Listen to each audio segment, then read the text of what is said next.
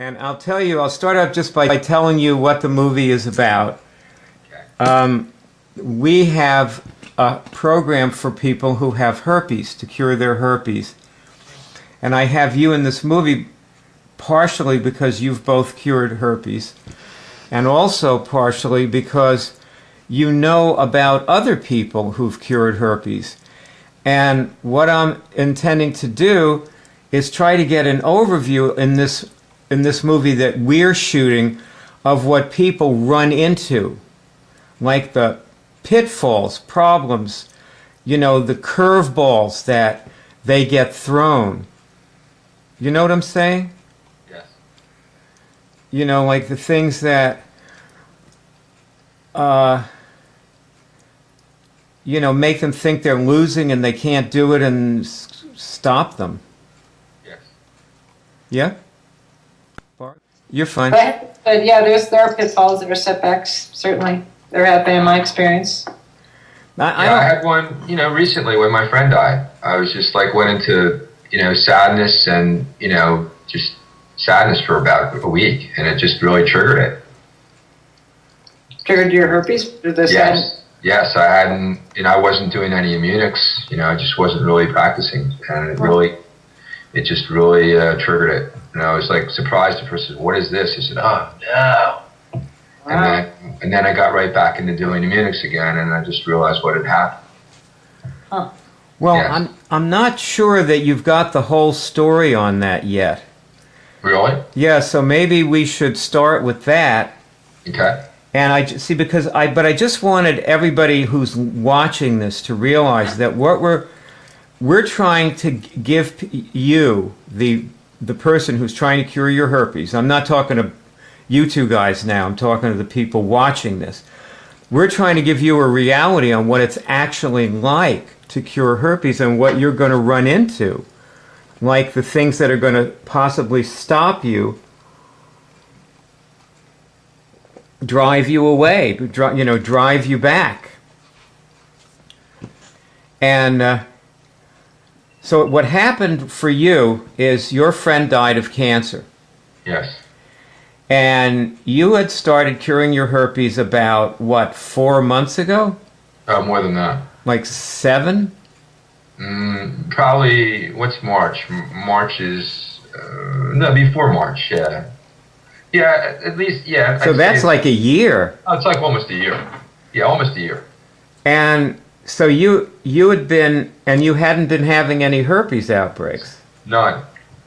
So you had a year under your belt. This is sort of like Alcoholics Anonymous. See, and that's what people need to realize is actually that it's one day at a time. Correct. Every day you cure your herpes. Every day you check yourself for it. Had you been finding it when you checked yourself? No, I hadn't. In fact, it wasn't there. For weeks, months, maybe. Months. Okay. So then your friend, and you were trying to help your friend cure his cancer with this.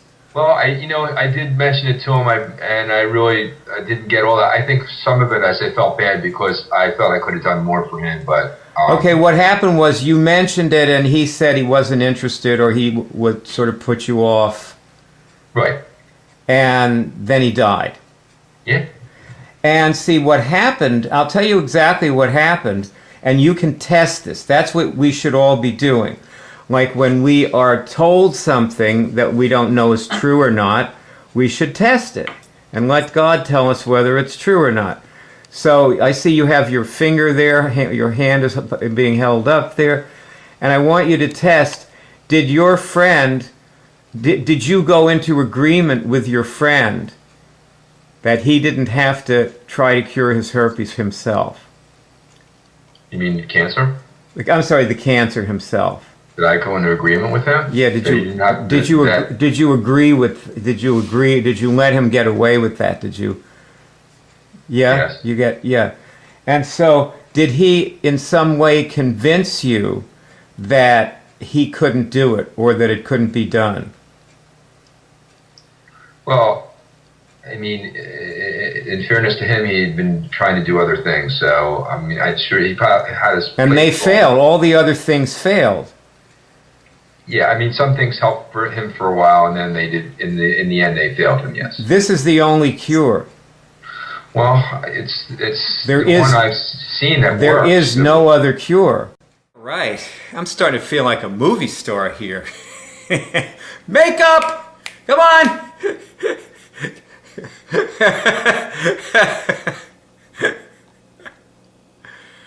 Okay. See, I got my I cured herpes cap on. Somebody told me Bruce Willis wears his baseball cap turned the other way, and that was all I needed to hear. So anyway, I'll get rid of it here. See this? That's my herpes. I cured herpes.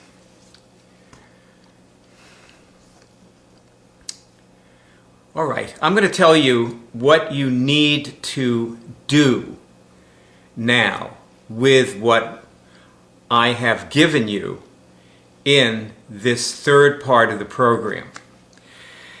And I guess you probably glanced at the page. Now, if you're not on page 3 of the Herpes Cure program, like you found this on YouTube, so you're on the YouTube player page, right underneath the movie is a link, and you can join this program and cure your herpes.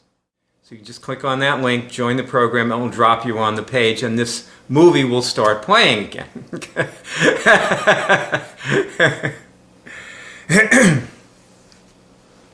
Okay. Now, so I'm going to tell you what to do, and if you have glanced at what's on this page already, which I'm sure you have, you can't miss it, you can see this is going to take time. And there's a little story I need to tell you, because it may take no time. And there was a guy who came in here a while back, and he came in to cure herpes. We get a lot of people who come in here to cure herpes. In case you're not totally aware of exactly what this is, we show people how to cure medically incurable diseases. And you basically do it by, well, God does it. But you have to know how to, make that connection exactly the way it needs to be to cure the specific disease, which means you have to know exactly what your specific disease is. And you got to have diagnosis and symptoms, and you do all this yourself with the testing method that you learned in part 2 of the program. So it works differently on every disease. This is a religion. You're practicing a religion when you do this. And people, I get this all the time, like people, when I tell people it's a religion, they go, oh great, like a lot of them are already, they're already, have a lot of love for God, and they go like, that's great, what religion is it? and I always say the same thing. I say, it's this. And they go, what? yeah, I know it's this, but what religion is it? This is too funny, See, what you need to realize here is that you fell down the rabbit hole. This is a completely alien reality. The idea is that you can personally, directly connect with higher power.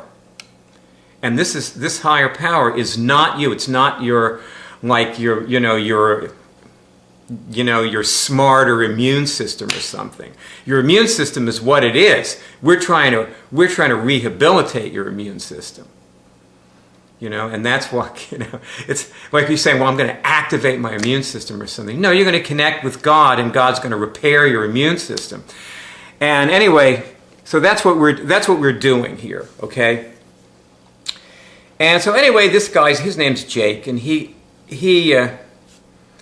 came in and to cure his herpes, and I started talking to him on the phone, and he's a good guy, It was working in a pizza parlor. He probably runs the place, or ran it. He moved now.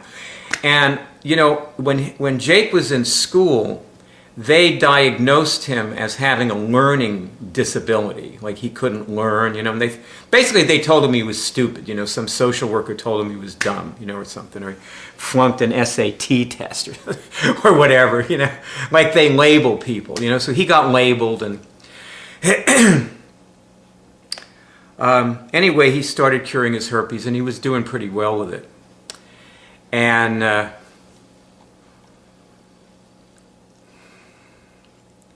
he started using this for other things, and that's what you're going to have to do. Because whatever it is that you're trying to cure, you're going to have to cure everything to cure it. See, people come in here with a medical model, and the idea they have is that they come in, let's say, with cancer, and they go, okay, I've got cancer, and what they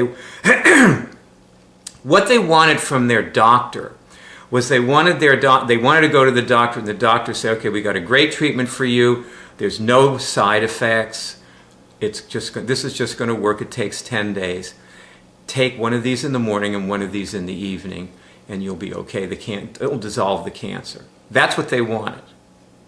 And the doctor didn't have anything like that, so they're here. That's what they're doing here. So that's what they're hoping this is, you know. And you got to cure everything. See, your higher intelligence is not going to cure you, because your higher intelligence is what made you sick in the first place. That's how you got here, you know. You were using your higher intelligence. That's how come you did whatever it was you did that, you know, got you sick this way. So now you're going to connect with an intelligence that's beyond you, and cure your... And see, and that's another thing, is people are always talking about looking for God within, and that you're ultimately God. And of course that's all true, you know, but intrally, you know, it doesn't do them much good.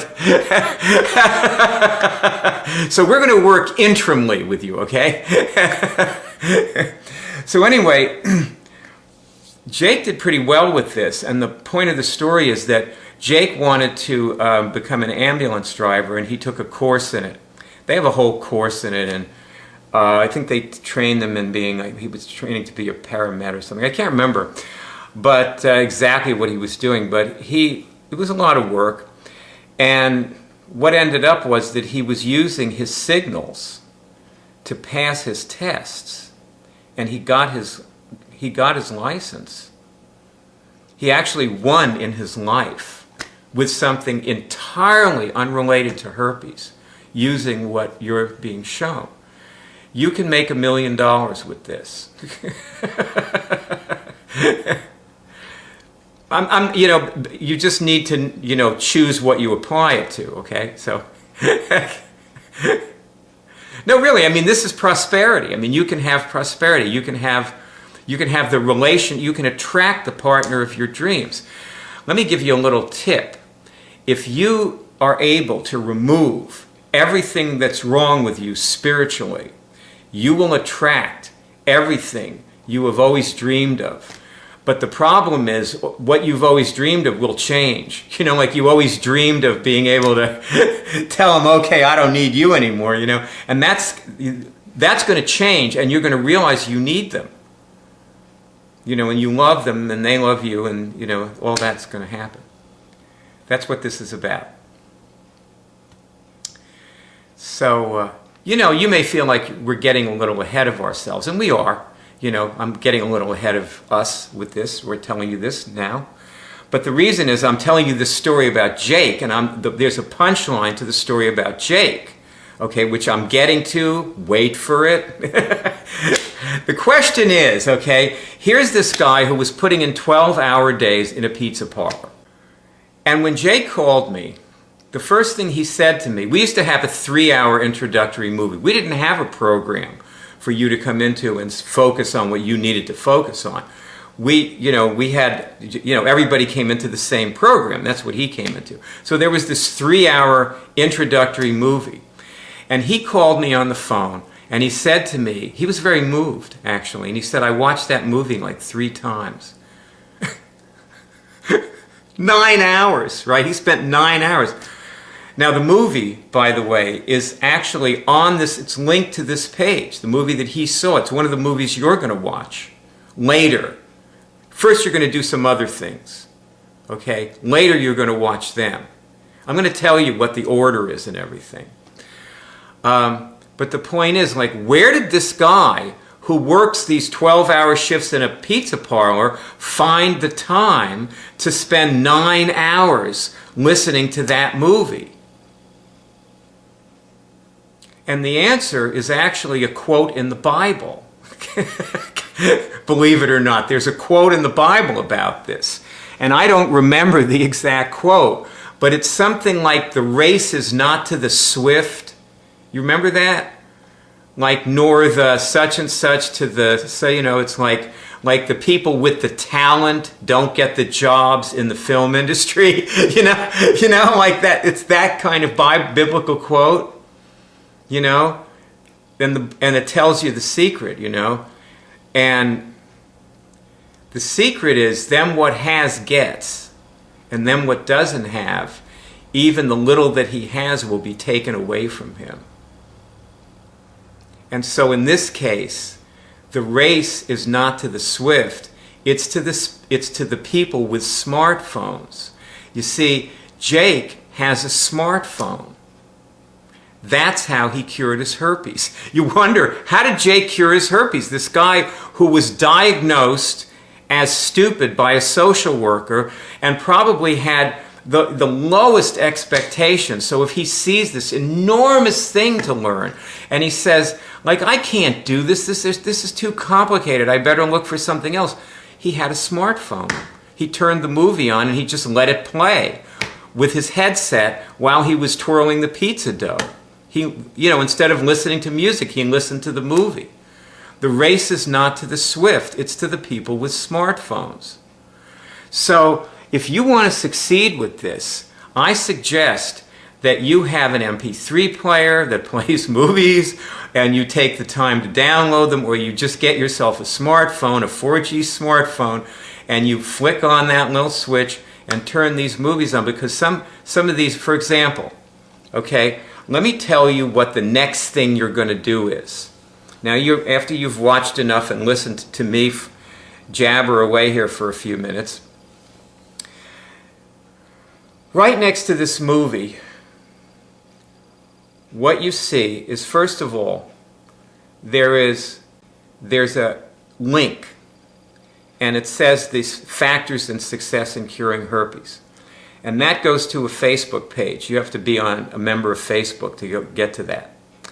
So the first thing you're going to do is join Facebook, number one, because our whole community is on Facebook, and you need other people.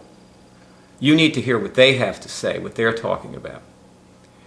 And because in the middle of doing this, when you fall on your face, you're going to say, oh God, the whole thing is BS. This is another internet scam. You need a community. Okay? And if you just go in there on my Facebook wall and listen, just watch, listen to what people are saying, you know, you'll know it's real. Boy, will you ever. Anyway, you can do this. You can cure your disease, whatever it is. You can cure your medically incurable disease. So you click on that, you're a Facebook member. Maybe you want to print those out. The factors for success are underneath the photo. And if you're on Facebook, you should share that with all your Facebook friends immediately when you look at it. You should just click share and share it on your Facebook wall so all your Facebook friends can see it. Make sure your sharing settings are public. You want all your friends to know exactly what you're doing, because they can help you. And if any of your friends attack you, sometimes people are afraid to tell their friends what they're doing because their friends will attack them. If anyone attacks you, you need to block the person.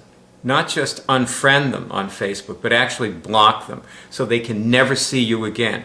And take them off your cell phone, cut off all communication with them. Do not have anything to do with anybody who attacks you, because you're weak now and their attack will succeed and they'll take you down and you'll go. And listen, if you're if you're curing something like cancer, that's going to make a big difference, because you'll die. Their little stupid attack that they do will actually, which just seems like they're just dishing you or telling you you're stupid or whatever it is that they do, or just being nice to you and saying, look, you're really misguided here, you know, and I'm trying to help you. And they will kill you physically. These people will kill you physically. And if it's your husband, I'm sorry to have to break the news to you, but this is the program. You need to get yourself a place to live. You can't live with your husband anymore if he's doing that. Listen, your husband does not have to join you in this. None of your Facebook friends have to join. They don't have to do anything. Okay? But this is your test of them. When you share these things, and you're going to share all these things on Facebook, whenever you look at it, you share it. And if it's going to ferret out the people who are attacking you psychically. Because see, right now, they're still attacking you. But you don't know it. Because they're not open about it. You know, it's a psychic attack. These attacks are coming in when you're asleep. And you've got to get them out of your life. Really, the basic way is strengthening yourself. And you know, when you strengthen yourself, you could actually refriend some of the people and, you know, see if you can... If you want, you may not like being with them anymore at that point, though. You know, it's like, because when you get healthier, you don't like being around people like that. I don't have anybody in my life like that. You know, I haven't gone sneaking back and saying, "Oh, I'd love to be friends with so and so again," even though they, you know, I don't think so. I want people in my life who are completely supportive of me, and that's what I've got. And by the way, you wouldn't have the cure. If I had a bunch of people dragging me down, do you think you would have this college on the web? This is a web college. It cost millions of dollars to put this up. People donated their money to make this happen. You know, like we talk about you donating, you know, and the truth is, you got to donate because you can't pay. You can't pay for your cure. Somebody else already paid for it. Somebody paid for your cure. So now all you can do is pay for somebody else's cure. Okay, so now we've got that whole discussion out of the way. Underneath the factors for success in curing things, I'm assuming that you may have paused this movie and done, okay, here's what I think you should do, okay? I'm going to tell you to pause the movie at points, and this is one of those points. You should pause the movie, get the success factors on your Facebook wall and download it and print them out so you can read it whenever you want and share it, and then come back, okay? So pause it right here.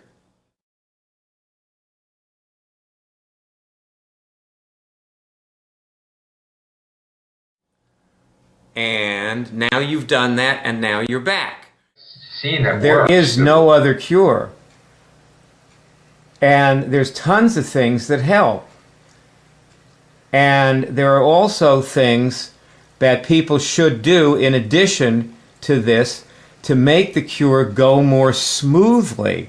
Because even when, I'm not talking about your friend now, okay? Right. I'm talking about somebody who is curing something.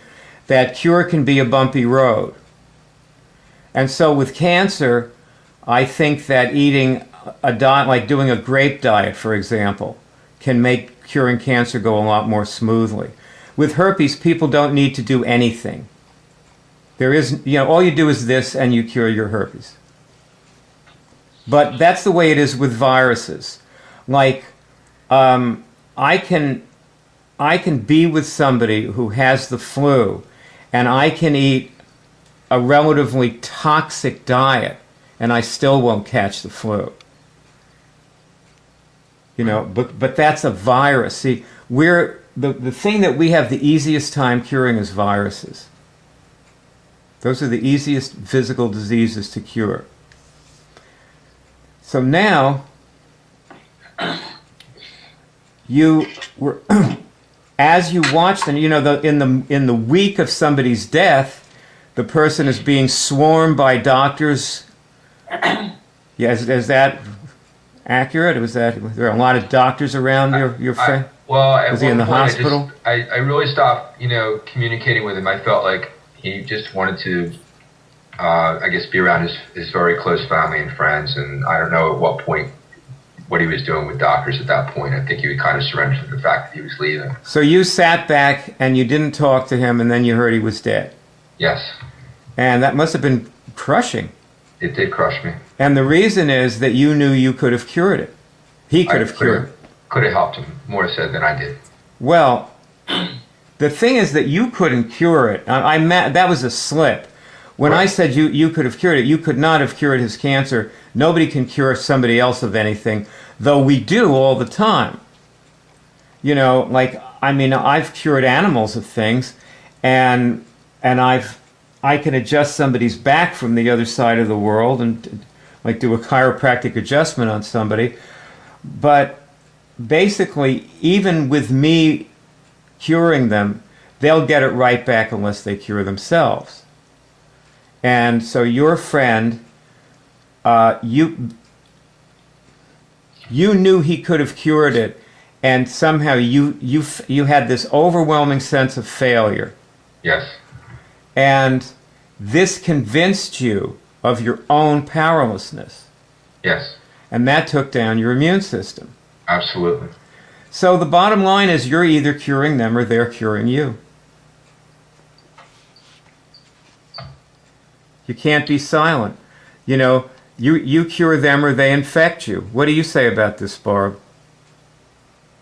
Oh, I was thinking about my friend Darren, similar situation.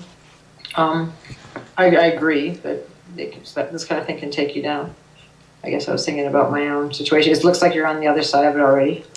I'm sorry you had to go through that, and I'm glad we're doing this. But I had a similar experience, and I hope this sounds appropriate, but I felt like I handled it well. Like I could have gone down really easily. I had a situation over Christmas where I had a cold sore after several months, over a year of being clear of that. But I kind of cleared it in just a day or two and saw something about it that last time. So then when Darren died, essentially, and Darren had been doing IMMUNICS, and it was working for her, and she hung back, or she did variations. She chose to do variations, and I could have done more, like you said, or I could have pushed more. But actually, the truth was, I looked later, and I saw the point where she made that choice, and it was her choice, and I just let her have her choice. So it's not like I could.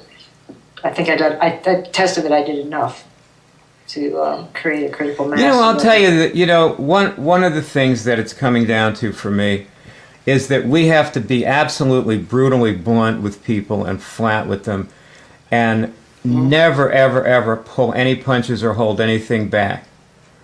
And I mean, like 5 minutes before they're dead, just tell them they're full of shit. Yeah, well, it was a similar thing where they wouldn't let me in. I think they had a intuition that's where I was coming from, and I was. Not that I would have said it that clearly, but like with Ron, they didn't really. She was kind of full of shit, and she knew it, but she knew that I knew it too. And so yes, and the other side of that is we also have the right to walk away. We have the right to say, okay, I'm not going to help you anymore. I'm not going to talk to you anymore. I don't need to go on with this. And we can go help somebody else. But see, to get back to Ron, and you did that. I mean, you did pretty, as you said, you did pretty well with all that. We'll get back to your cold sore in a minute that you were just telling us about, because that's something for our herpes sufferers to learn from. But see, to get back to Ron, what you did is you stopped communicating with your support group in the Immuners. Yes. Your support network. And people absolutely have to have a support network, because it's Gödel's principle that a system can't explain itself or apprehend itself. Like whatever it is that we're talking about can only be studied from outside. That is to say, other people are always going to know more about you than you know about yourself. even, you know, the stupidest person or your 3-year-old child or whoever it is, they're always going to know more about you. And and the thing is that people who are curing things, they cannot handle being around people who interfere with them curing things. And your friend, both of your friends who had cancer, also had a lot of people around them who interfered with them curing the cancer. And it diluted what you were trying to do. And in your case, Ron, your friend interfered with himself, yes? I don't know. Test it. Test it. It's hard for me to accept that. But test, did he interfere with himself? Yes. Okay. So, see, when you have trouble with something like that, just test it. Right. Because you could have gotten no, and then we could say, okay, let's rethink that. Who was interfering with him? And we could learn something. And, you know, he's still there. You can still link your gravitational body with his, and you can still help him. Yes. And see, when you were in this trouble with him, that was the time that you should have been talking to us more. Like you should have been calling the other members of the Cure team, whoever was around, like all day, whenever you had a break at work or something. Well, it was a really good lesson for me. Yeah, why? That, you know, that you guys are really great support, and that you're right there. I can call anybody anytime. Right. So. And there's more of us all the time. Yes. And they always get something out of talking to you, too. Appreciate that. They do, because you know, you're not saying much in this movie, but you're actually a big contributor. You know, like you really have a lot of important insights that you give people. And you're a good guy to work with. I've loved our conversations. IMMUNICS is really changed me and helped me so much, you know, in just a very brief time. I mean, you've been doing this a long time, and Barb's been doing this a long time. But for myself, it's just so happy that I connected with you guys and been able to, you know, make some changes in myself and really improve the quality of my life. Yeah. You know, so, and I share that with people. You know, it's nice to be able to, you know, the other day I worked with somebody who was sick for like 20 minutes and she felt so great. She says, I feel great. And she had like a horrible cold, but, you know, horrible. Right. And in 20 minutes, she was ready to go dancing around. I was like, wow, this blew me away. You know, just being with somebody and showing them how to do something in 20 minutes. Yeah, you cured her cold. It was amazing. Well, you know, see, when we say, people need to understand that when I tell you you cured her cold, what I'm really doing, obviously she cured her cold, yes, but you are responsible for that. And that's what all these people that are listening need to know, that you have a responsibility, that with cure comes responsibility. Yeah. You have the ability to respond to other people's needs. And if you fail to rise to that, then you're going to get sick. Like if you disown your responsibility, you lose your ability to cure, because that is your ability to cure. That responsibility is your ability to cure things. That's true. That's what it is. I mentioned it once in one of the things I shared on Facebook, and that is like it's a pay it forward. You know, it's every day. It's kind of like a little bit of a pay it forward when we do this. You know. Yeah. Yeah, I was saying somewhere that, you know, the person who's coming into these programs, they actually can't. The money they give is really is a donation, because they can't pay for it because somebody else already paid for them. Right. You know, that's how come they got it, because somebody paid for it. Right. You know, so what they can do is they can pay for somebody else. That's the definition of a donation. Anyway, to get back to your herpes, Barb, and now I'm going to tell you about the cure shows underneath the success factors. Okay, the cure shows are people that are curing this with a team of volunteers. So usually there'd be like between 3 and 5 volunteers, sometimes more, would show up to help the person learn how to cure it. And you need to hear these because there are so many tiny little details that cover things that you're going to run into or feel. And while you're listening to these cure shows, you need to be testing all the time, getting a signal for yourself on various things. You need to be framing questions based on what you hear and testing those questions as you're listening to the cure shows. Now, you don't have to listen to all those cure shows if there's a lot of them, or you think there's too many, or you listen to a one, and you say, okay, do I know enough? Do I want to go on to the next thing that I'm going to tell you how to do? Because you can always come back and listen to more of them. Really, you probably should save some of them and come back and listen to more of them after a while. Okay? But for now, I'm going to just say pause this, listen to some cure shows, and then I'll see you tomorrow. Okay? So, because probably that's going to take the rest of your day.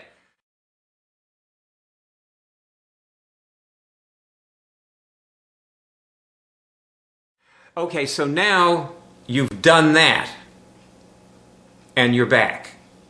Okay, so now you have some cure shows under your belt. You have an interesting career with herpes because you cured your herpes in 1994, not even a year after I did. You used to work for me back then. You were one of my full-time employees, and then in 2006 you got a negative medical test. You had never thought to have a medical test before then. You also had Epstein-Barr, and you got a negative medical test at the same time on that. And then you recontracted the herpes at some point within the last few years, and possibly didn't know it or know exactly when it happened because you were keeping yourself immune. But then you had this, as you said, you got a cold sore. And so tell us bring us up to date from there. Like what happened when you got that cold sore? Was it like a year ago, did you say? Oh, it was just a few months ago. A few months ago, okay. So what happened? It had happened once before, to be clear. I have never had some of the cases of herpes that you guys talk about. It wasn't like constant outbreaks. It was one time in 94, which scared me enough to take heed, so I cured it, meaning that it didn't come back for like a year, then 2 years, and then in 2006 I did get that test to confirm that. And then just a couple of years ago, I think you happened to video me the next day about herpes, and I had one. Oh. Very embarrassing. I mean, yeah, I remember because yeah, we were talking about you curing your herpes and you had a cold sore. Yeah, it's kind of like the Jane Fonda thing when she fell in the airport, because then it happened again. I was supposed to meet a woman up at the hot springs here to discuss IMMUNICS and curing her herpes, and the day before I got a cold sore. So it's obviously something related to how I handle my stress or don't handle it. But then there were now again, I don't think you quite have it. That wasn't really stress. When you're talking about stress, I don't know if it's stress. I think that I want you to test something. Okay, just hold your hand up too so we can see it. Is it arrogance? Arrogance, yes. I was doing a lot of things and eating a lot of, just behaving ways that wasn't, consistent with someone who was. I think that when that you are using, at this point, you've used herpes as an alarm bell that you're being arrogant. True. And it's a safer way of bringing yourself up short than what the other kinds of trouble you can get into. Now, you have to go 2 years without an outbreak to have it completely out of your body. So it's been now another 4 months. So that means I have 16 more months to go. And maybe longer, maybe shorter, but I wanted to tell a story about Dina. who's one of my Facebook friends, Dina Lattimore. You guys know her, right? And she didn't have an outbreak for years, and way more than 2 years, and then she had a herpes outbreak. Now, I don't know all the details, so one possibility is simply that she had sex with another infected partner. However, I do have another theory that, I think you have to go 2 years without the herpes getting into your physical body, and I think it has to, even if it gets into your physical body and it's too small to notice, I think sometimes people have like the beginnings of an outbreak, or they have something where it was starting, and then they just do their regular IMMUNICS and it takes it out, and they never notice it was coming. And I think that starts the 2-year clock again. So you really have to have it where it doesn't get into your physical body at all for 2 years. If you have to find it while it's still in your gravitational or spiral or one of the other bodies, and you have to take it out there, and then you can. And also, I think that people get negative medical tests, and they still have it. Wow. Because they test for it when they're doing the finger testing, like you were just demonstrating the finger testing. They test that they've got herpes after their negative medical test. Wow. Like whenever somebody tells me they've had a negative medical test, I often say, a whole bunch of times I've said, test that you've got herpes, and a bunch of times I've seen people get signals. Wow. So, also I was thinking about Meredith, who, I wanted to have these people in this movie, but then I just realized, gosh, it'd be like way harder to hook up so many people. That's why I just decided to have just you two. And I figured we could just tell people's stories. And Meredith was born with herpes, but never had an outbreak until she was 62. What? About it was probably a few months ago. How did she know She got I don't know exactly what it looked like, but she told me she had a herpes outbreak, and she said she knew her mother had it, and she's a nurse, so she always figured she had it. And she's been doing IMMUNICS for like 15 years and has cured 1 million things. And she still got an outbreak? Yeah, you have to directly cure the herpes. Curing other things doesn't help it. She wasn't testing for it? She wasn't. I don't think she ever asked about it. Right. And then all of a sudden she had an outbreak. And besides, even if she had asked, suppose she asked and there wasn't any there that day. This is, it's a real goal to keep ourselves, in a very free of disease place. And also to confront head on other people's, density when it comes to curing the things that threaten their lives. People that we care about, like people who we love. Yeah. That's a hard one. Well, first it's, you got to be on guard for yourself, and then do what you can for people that you love. Yep. What do you say, Barb? Do you have any more thoughts coming about this? What are people going to run into with? Such a voice in the back of my head. One of my best friends. Oh, Barb, everybody's going to die. But when you just said, Ron, it's true. That's the hallmark of a good immuner, and I haven't been that way with people because I've almost had the approach where, so maybe I haven't cured my chronic fatigue, but where I'm like, okay, I don't want to work hard. I don't want to push people. I don't want to do the work sometimes. It's sort of like the live and let live attitude I've had with people. So that is a slight arrogance. Maybe I wanted them to have that with me too. Well, to test this question, am I still hosting the Epstein-Barr virus? No.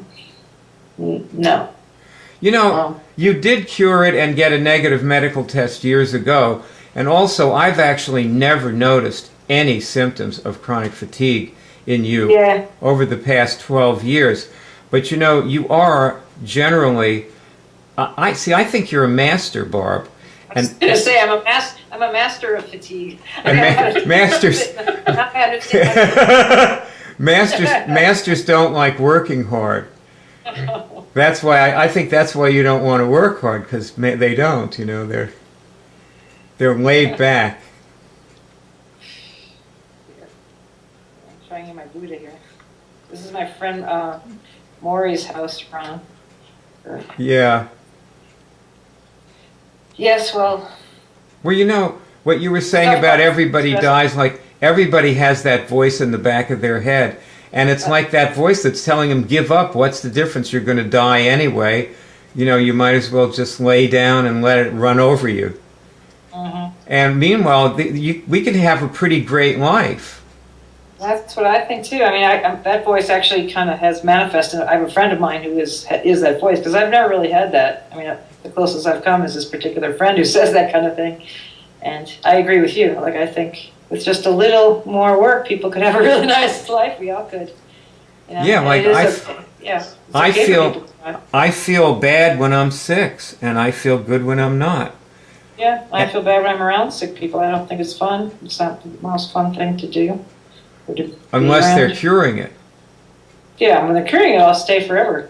But it's a whole different energy, you know? It's a whole different kind of person. Well, what do you say, Ron? Sometimes I get tired of hearing people are sick because I wish they weren't. And I just feel, as one person, I can only do so much, but as a group that we are, we can do a lot. And I think our group is pretty strong.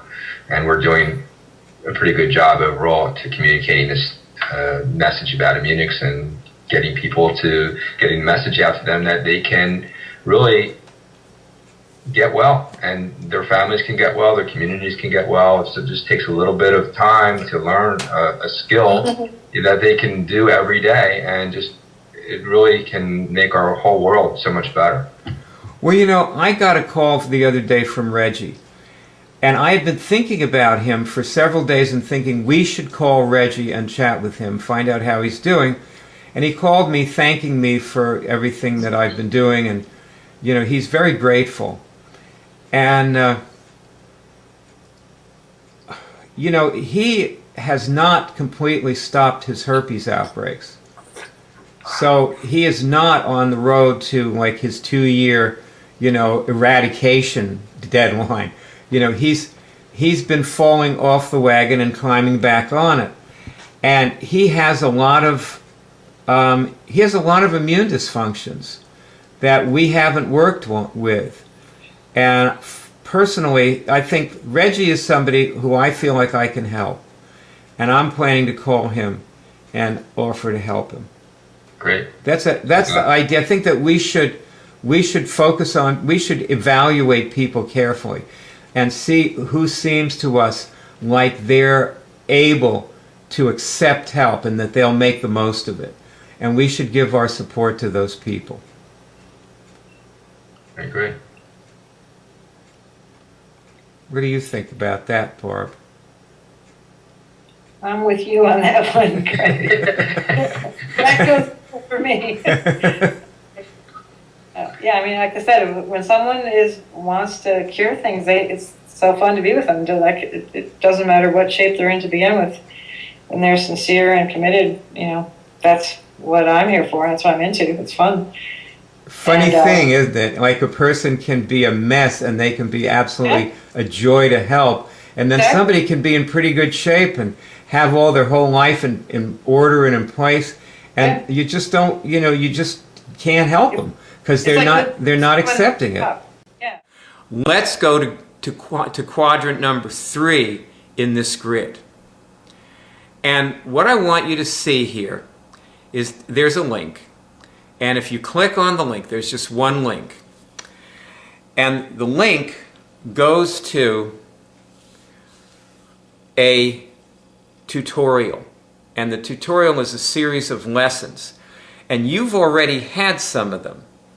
the lesson that you want to start with is remove it. Now, hey, you may say, no, I want to start with the first one. And there's a lot of good movies in these lessons, by the way. And yeah, start with the first one if you want. You know, take as long as you want doing this. This is good, you know. It's good that you're thorough. Especially if you got a smartphone, you can listen to this because there isn't a whole lot to read. It's a set of instructions and it tells you things to do. And you do them, you know. But if you start with remove it, what you're starting with is you're starting with something that you heard in the Cure shows, which is you're going to start with removing its basic pathology removal.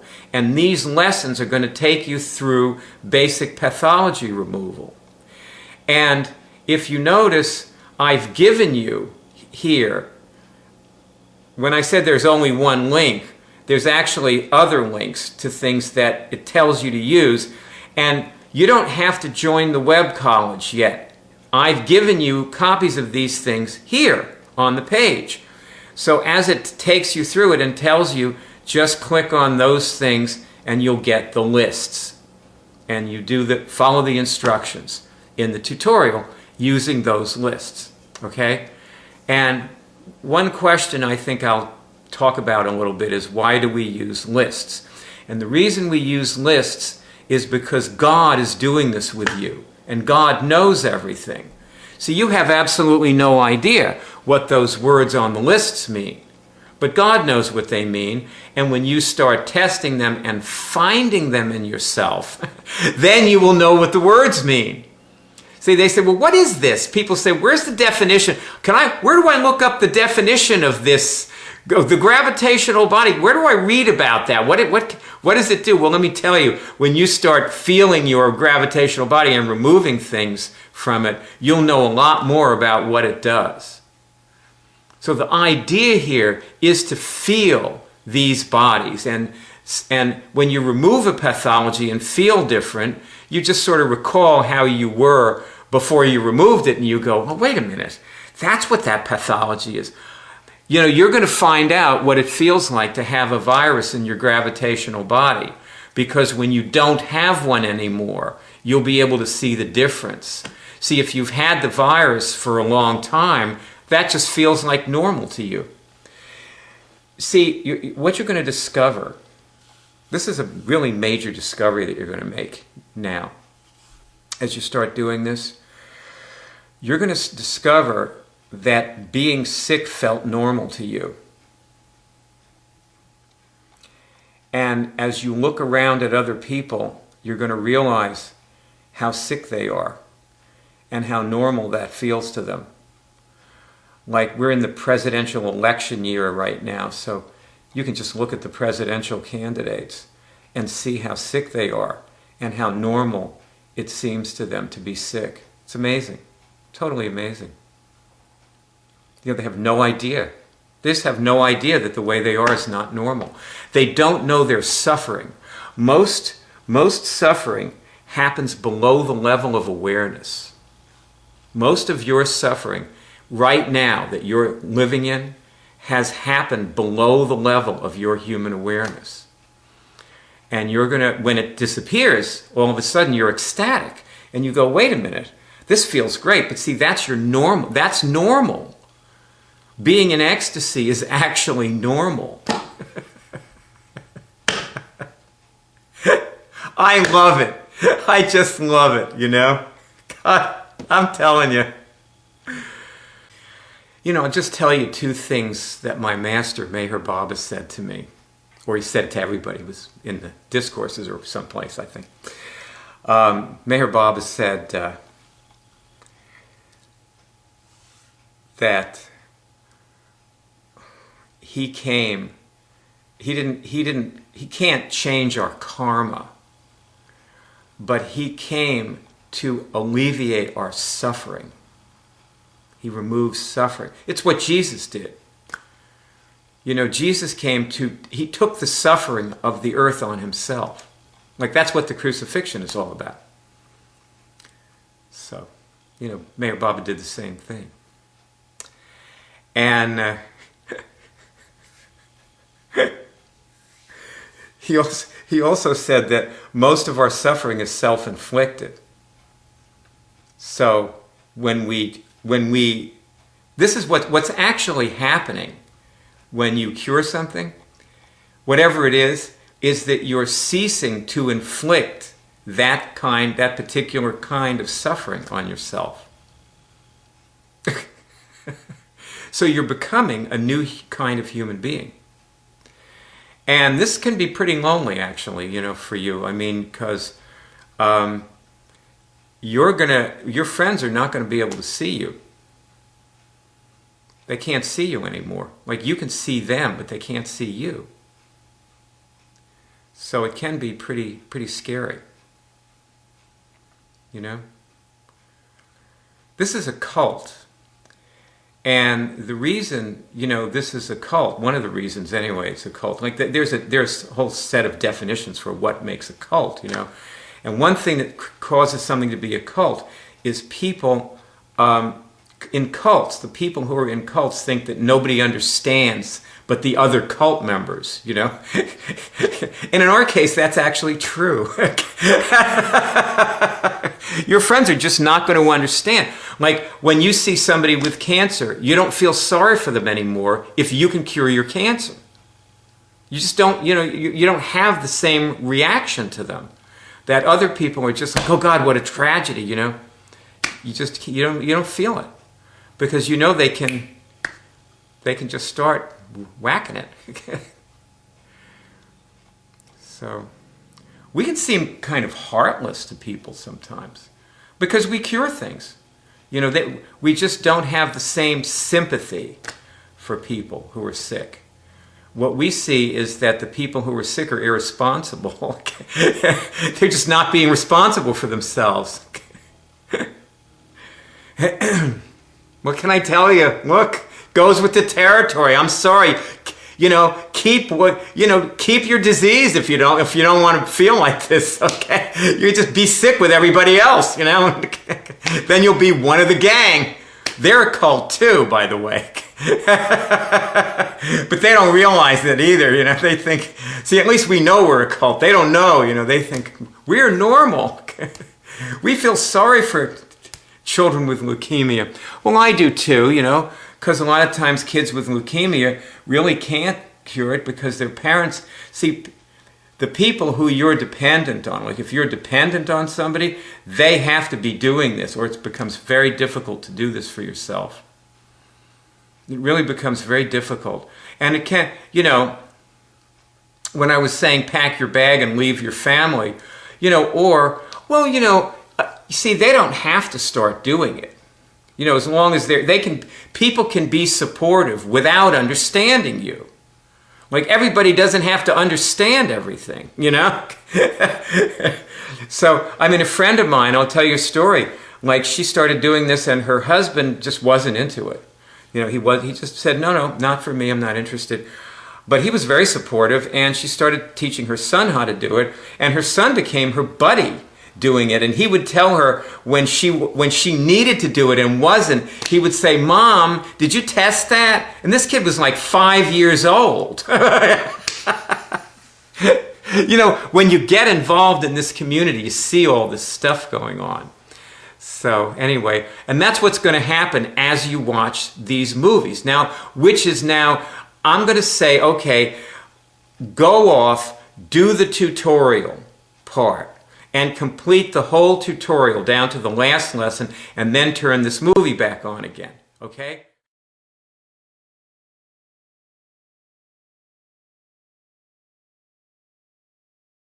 All right, now you've done that.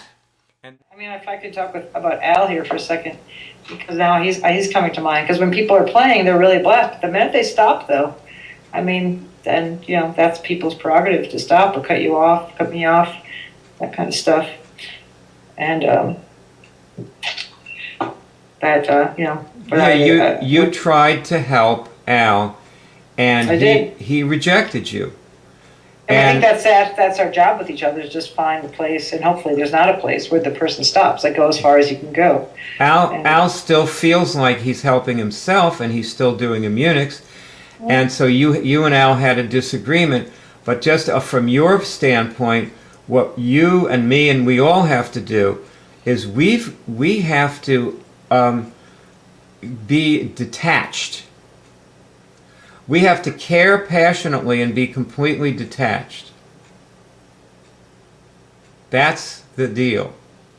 And only then, when somebody, let's say, who has cancer and they're surrounded by their family, you know, and you feel like just saying, come on, like, just take it out, like, cut the crap, you know, like, you know, have you test that? Test what he just said, you know, is that right? And you know, and you feel like saying that, and you have to be detached to say that.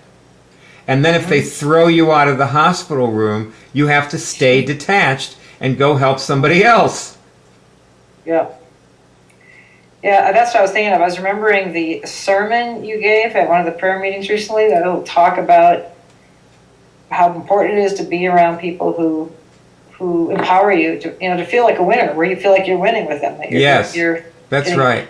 And I've been noticing that in my life lately. How and it doesn't mean, you know, it's just a choice. It's just a nice choice, and got me to realize what a charmed life I lead. But I have to keep choosing now, because to stay inside of that space with for myself with the right people and the right situations, so that I can keep moving forward. Because it's a lot of inertia. It's a lot of drag. Well, Ron, what she's saying right now, like, what do you think what she's saying has to do with curing herpes?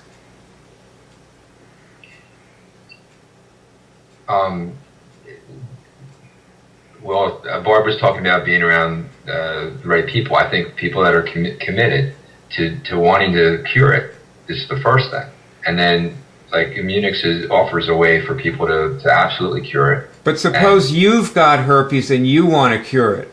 Like, how does being around the right people help you cure it? Well, they help me to focus on asking the right questions, and you know, if there's some issue that's going on with me that I'm not aware of, a lot of times they can see it or help me to see it. And what about being around the wrong people? Well, you know, that's not going to help me at all. Not going to help me focus, and not going to get me cured. Do you think it might get you sicker? Sure. Why? How? Well, my case in point was just that. I just basically, you know, kind of fell off the wagon, and I just didn't really practice at all, and it got me sick. So I think that's, you know, my own experience taught me that right away. You know, you guys are familiar with that phenomenon where when women live in a tribe, they have their menstrual cycles coordinate. Heard of that? You've heard about that. Well, everybody, like, resonates with the people around them. And if you're around a bunch of people who think you can't cure something, unless you are very strong and on your toes every second, you're just going to resonate with them. And in no way can you agree with them, and it makes it very scratchy and bumpy to be with them. Like, they say, hey, let's all pile in the car and go to Epcot, and you're saying, I can't do that. You know, I've got to, I got to take care of myself. I have this whole schedule of things I do for myself all day. And they're just like, what are you crazy? You know, you can never do anything. Then I found myself with a group of those kind of people the other night, but in my mind, I was saying, well, these are my old friends, you know, I ought to hang out with my friends, you know, I can't be rude. And so I had to take it, it's almost like training, and I could feel it. I could feel the barrage. At least I was able to excuse myself at the right time, and they actually really are good people. I mean, you know, we love each other. And oh, yeah. All your friends are great. Yeah, they were like Alexa's Helderberg crowd. Yeah, they're really great, and they love me too. But it's like, wow, just the energy. I don't need that. It's good training, but I don't really need to be around it all night. I know. I like Alexa too. You know. Yeah. She's a good egg. She's a good egg. You know.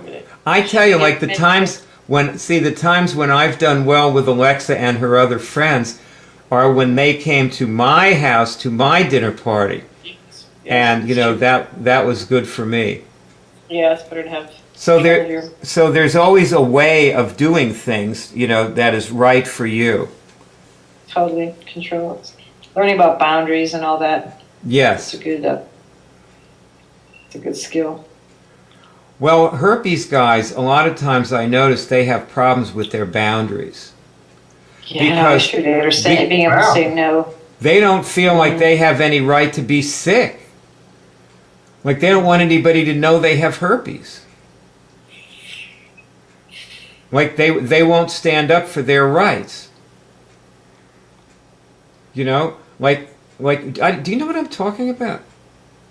Like you have a right to have a disease. You have a right to be sick. You have a right to have a disease and to cure it and to get help for it and for, you know, for the government to pay for your cure if that's necessary or whatever it is. I believe that. What are your thoughts on this? I'm feeling bad. Definitely doing better with my boundaries and standing up for myself. I'll tell you that. Uh-huh. So that's I'm happy about that. Uh-huh. There's a lot to that. Barb, you got anything to? Wow, I feel an overwhelming feeling of sadness a little bit. It's all rings true. I think I'm sort of on the bottom of, you know, where I can't, you know, I had to change.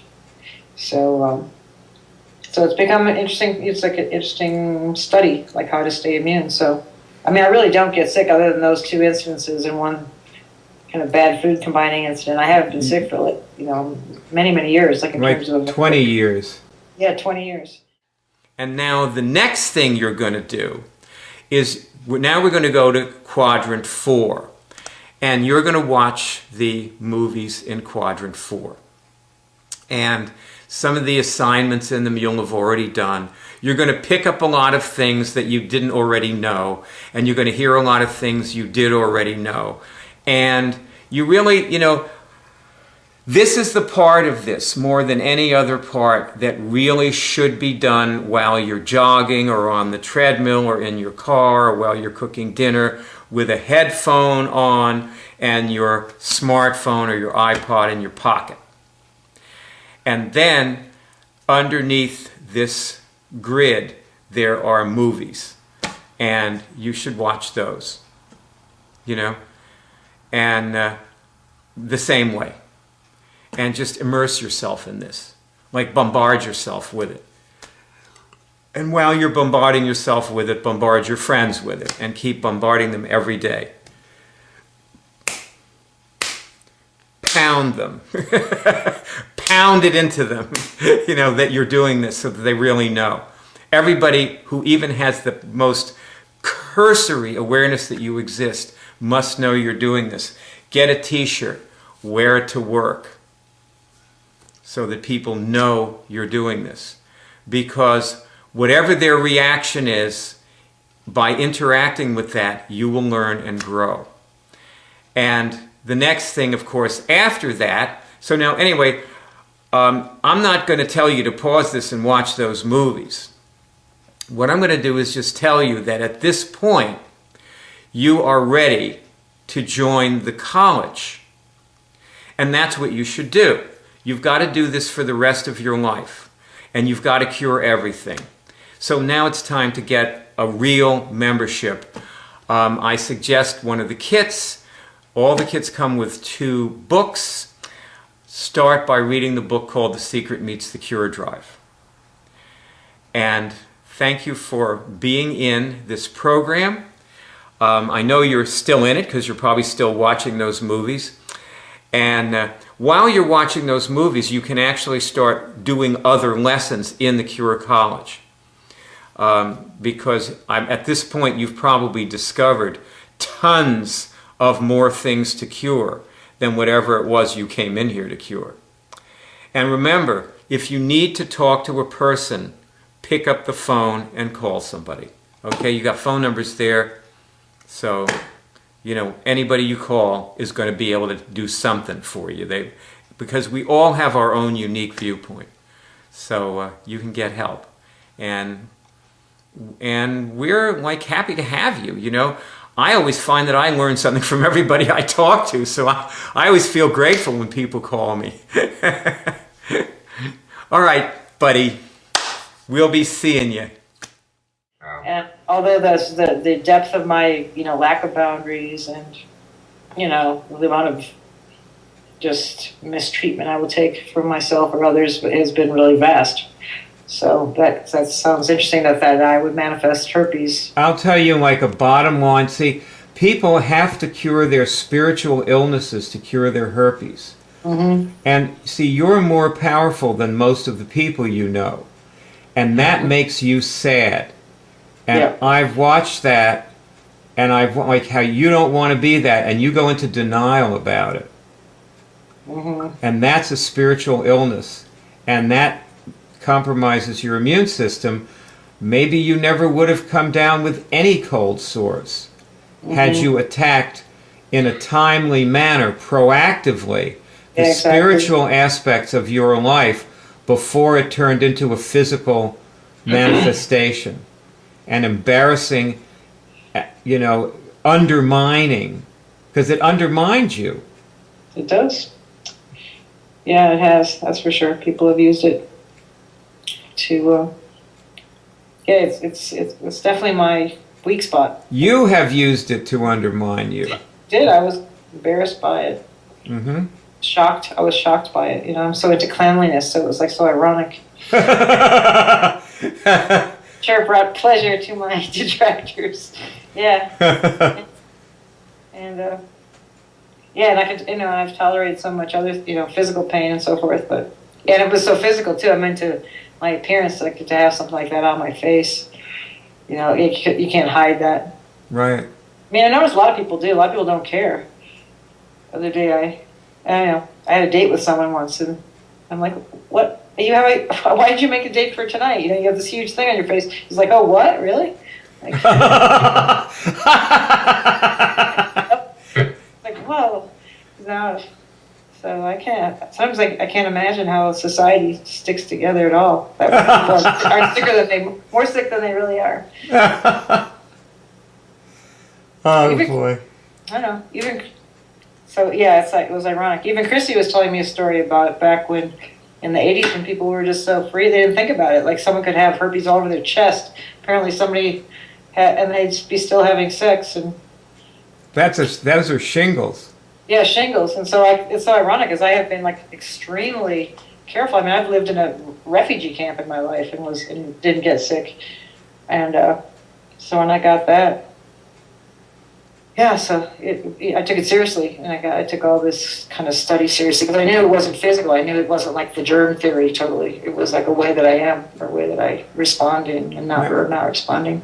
Now wait a minute. When you say a refugee camp, you're talking about the one by the Cambodian border that you used to live in, and you were volunteering in Thailand, right? Yeah, I was a teacher, but not on the border. It was on the southern border. I see. But the sanitation was terrible, and it's amazing that I realized I never got sick there ever. Mm-hmm. And I sat and ate and drank and everything with them. Mm-hmm. So it's a lot more energetic. We're here where I'm under more attack by myself and others, and different challenges. And the stress of it, like the stress of wanting to look good, it is kind of ironic that it would manifest like that for me. Well, you haven't had any outbreak in 4 months. You're keeping it out every day, right? I think I kind of got it this time. That last one was really. You're watching carefully. Yeah. You're being careful. I am. Okay, so. Be more gentle. Then you can attack another. I was eating bad chocolate. I wasn't eating Shosai that much. I did an experiment. It's true what they say. Raw chocolate is the only one to be eating. That's true. Raw cacao with no shells. Yeah. That's true. Well, you can attack another problem, then, and just keep yourself spiritually high. Okay. And be a teacher. You're bigger and stronger than the people around you, and so be supportive of them and express that. Yeah, I do my best. Be honorable and honest with everybody. It's difficult to be really tactful too, like to be polite. Don't be tactful. That's very hard. It is. It's okay. You don't have to be tactful. You can let them fail. Because all the if you're untactful, your punishment is they die of cancer. Yeah. Well, this is where So you just need to learn to live with that, and you'll be okay.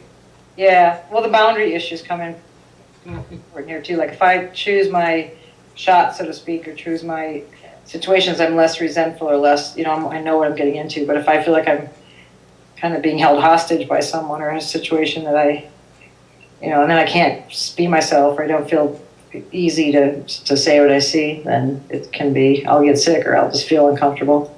Well, when you say you get sick, because you never get the flu, and you've had two herpes outbreaks in 20 years, so. Now mine will manifest like I'll get angry or something, like just before I came here. So in other words, when you say you get sick, what it means is you get angry. Yeah, I'll have a moment of not feeling happy or enlightened or fun. That's sick. Fun. You're right. You get spiritually sick. Yeah, so my goal is 24-hour fun and happiness. If you find yourself being angry, find a question to test. Yeah. Test something and come out of it.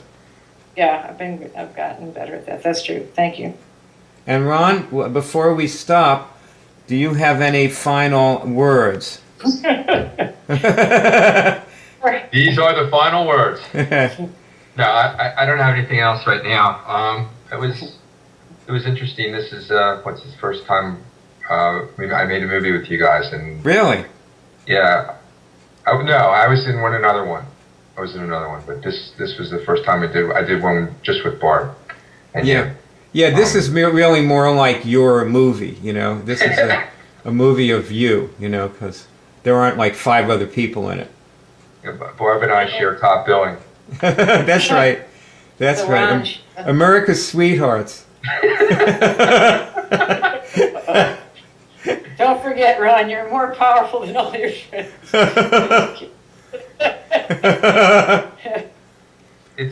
Well, that's the thing is your friends can't see you, but you can see them.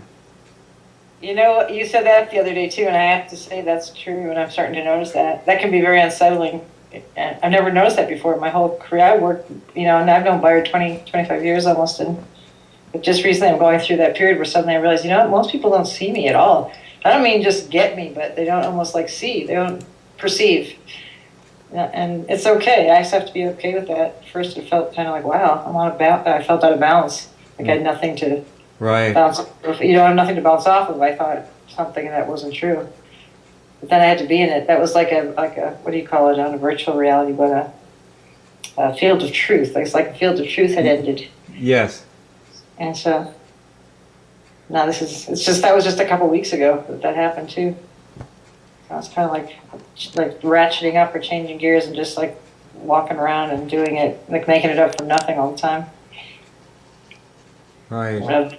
Just responding from people. It's good. It's a challenge. It's kind of like a very alone feeling, except, but that's where the power comes from too, and that's why it's probably important that I was just saying the other day how grateful I was to have friends like you.